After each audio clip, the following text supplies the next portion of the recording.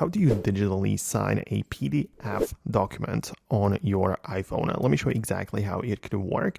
And if it's your first time here on Foxtecc, make sure you become part of the community by subscribing, and that way you'll never miss anything important.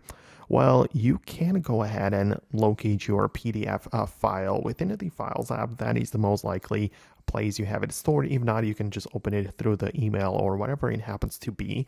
But the point is that in the latest iOS version, we have the app which is called the Preview, right? And every time I just go to the Files app and open up some sort of PDF, it just defaults to the Preview application. And it's actually cool because inside of that app, we have the ability to click on the button at the bottom, which is the text field with the little pencil tool.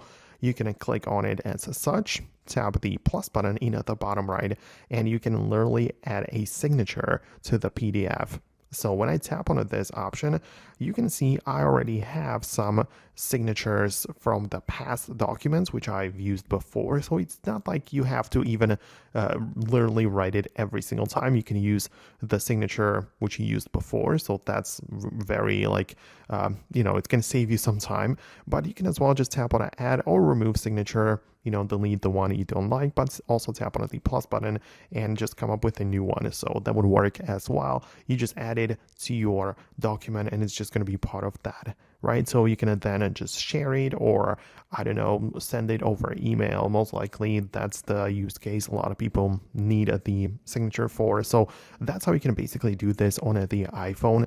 There are, of course, more ways you could have the same result done. Like you can also just get a dedicated app from the App Store, which is designed for signing documents. But when it works so well using the built-in methods, I don't really see the reason to just get it, through a third-party app. So that is my take on it. Let me know if you managed to make it work. Thanks a lot for watching, and I'm going to talk to you later in the upcoming tutorials as well.